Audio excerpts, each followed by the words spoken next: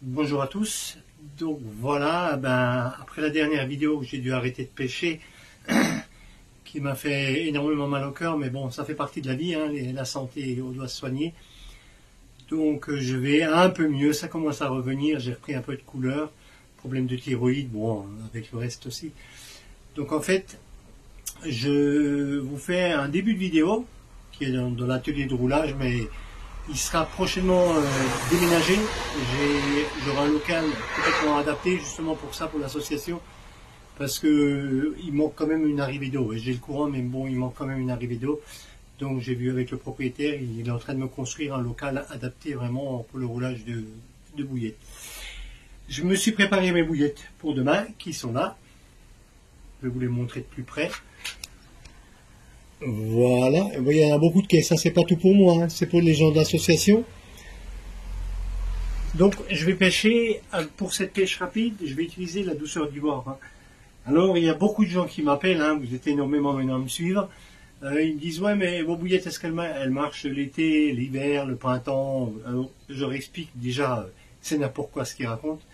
Nous lors des tests, on n'a pas remarqué qu'il y a une différence en diffusion sur des eaux chaudes ou sur des eaux froides, avec notre mix bien sûr, parce que notre mix il diffuse énormément toute l'année, c'est un mix de très grande qualité et il n'y a aucune différence. Après avec des mix à base de semoule de blé, soja, je ne sais pas, honnêtement je ne peux pas vous dire, mais je pense non plus, d'après mon chimiste et biologiste, il me dit qu'il n'y aurait pas de grosse différence, même si on utilisait ces farines.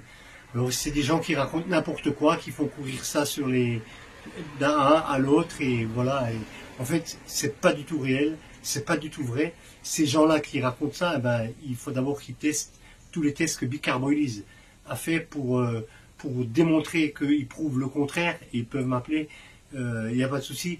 Et je suis une personne énormément ouverte à discuter et à partager ma passion comme je vous la partage à vous.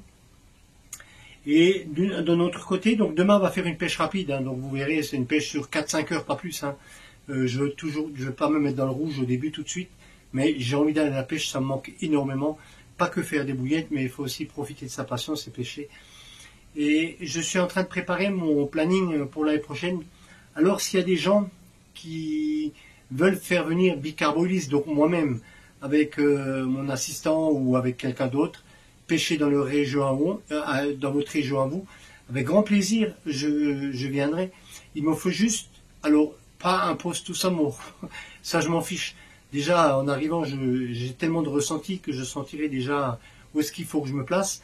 Mais je serai obligé de me placer où je peux avoir ma voiture à côté de moi et garder bien sûr la voiture à côté de moi pour la nuit, parce que je dors dans la voiture et je ne peux plus me permettre de dormir sur un beach-chair et à l'humidité sur une tente dehors. Je n'ai plus le droit à toutes ces choses-là et je ne pêcherai pas la nuit, même s'il n'y a pas le droit de pêcher nuit là où vous voulez m'inviter, mais de voir peut-être avec la PPMA ou le président s'il peut accepter que je garde ma voiture au bord de l'eau la nuit pour juste dormir. Je ne pêcherai pas de nuit. Donc je vous attends avec grand plaisir, vous pouvez m'appeler, hein. Sur toutes les vidéos il y a mon numéro de téléphone pour me contacter. Vous pouvez toujours rejoindre l'association, il n'y a aucun problème de ce côté-là, hein. Plus de fou on est, mieux on rigole. Et puis je vous dis à demain pour ma pêche au bord de l'eau. Bonjour à tous, on se retrouve pour une nouvelle vidéo d'une pêche rapide, pas tout à fait une journée. Donc je suis sur un ancien plan d'eau que j'ai déjà pêché. Je sais plus la surface, c'est pas loin d'une 30aine d'hectares que je connais un petit peu. Donc ce matin je suis arrivé, il faisait encore nuit. On voit le lycée militaire en face, l'école militaire.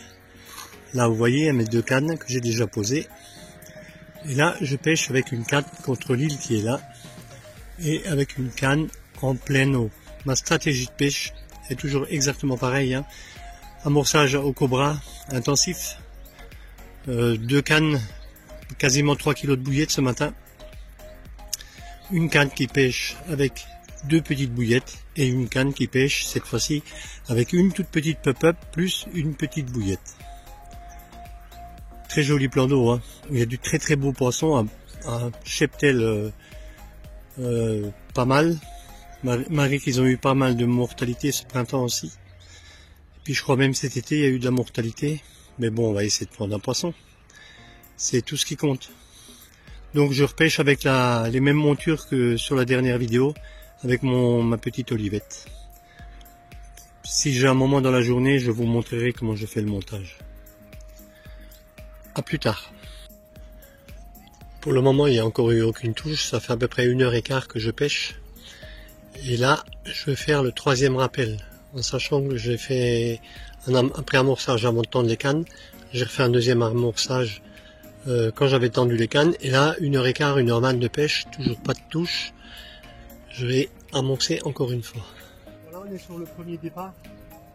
Au bout de 3 heures de pêche, je pense que je vais ramener un beau poisson. Il a l'air bien combatif.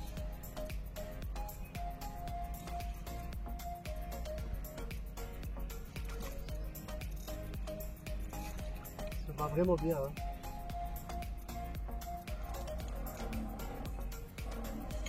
C'est une commune.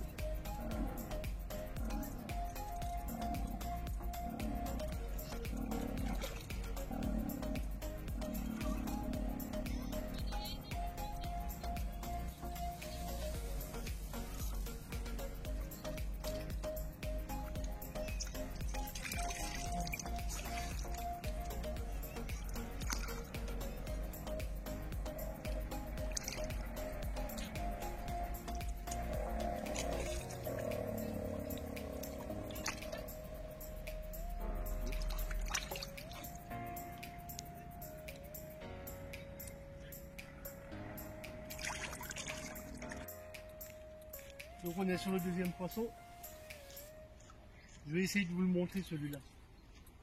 Le premier malheureusement elle est repartie d'épuiser toute seule.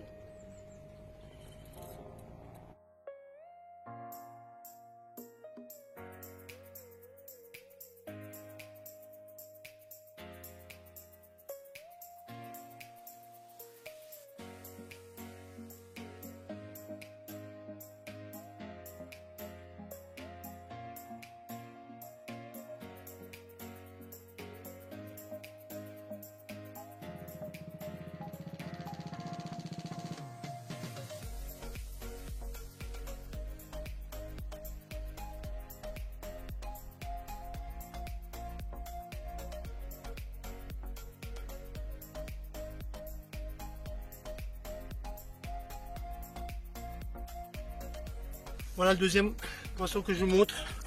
Les passages. Mais c'est pas grave, elle va rester dans mes bras. Encore d'un point exceptionnel. On va la remettre à l'eau. Ouais, tu regardes ça. C'est bon. Passer à la remettre à l'eau. C'est un bon poisson. Il est pas assez d'eau, il va nager là. On va l'accompagner. Vas-y, bébé. Voilà. Sacré d'eau.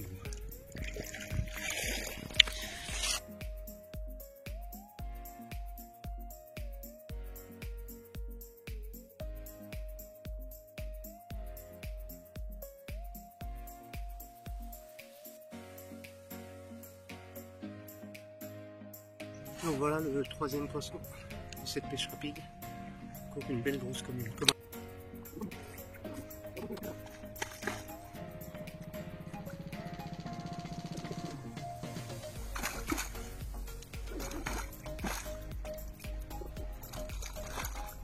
La journée, de cette petite journée de pêche, je vais remballer maintenant. Je vais pas la sortir de l'eau. Encore une très belle commune. 4 touches, 4 poissons. Donc vous voyez des montages qui marchent à perfection. Je vais vous la montrer comme ça. Hop là, viens là ma cocotte. Ah, on va la remettre à l'eau. Donc on arrive à la fin de cette pêche rapide qui était très bonne.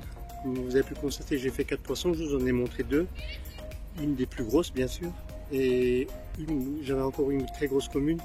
Malheureusement j'ai fait l'âne en la sortant de l'épuisette, elle est repartie, mais c'est pas grave. Donc cette pêche qui s'est déroulé sur quelques heures. J'ai dû attendre 1h30, 1h30, 1h15 pour avoir la première touche. Ramorcer derrière, deuxième touche, après pendant 2 heures plus de touche. J'ai pas hésité à ressortir la canne et puis à lancer un peu différemment, un tout petit peu plus loin. Et en fait, la canne à peine posée sur le road pot, la troisième est partie.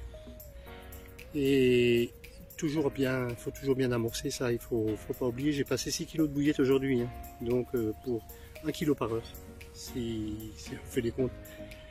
Donc voilà, c'est ce que j'explique aux gens, qu'il faut surtout pas négliger l'amorçage.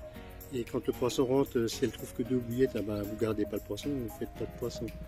Donc je vous dis encore le plan d'eau, c'est bien le plan d'eau du ballon à Autun. Hein. Je vous dis à une prochaine vidéo rapide. Si j'en fais encore une avant Noël, on verra. Puis n'hésitez pas à me mettre un pouce et à vous abonner à la chaîne Big Carboilies.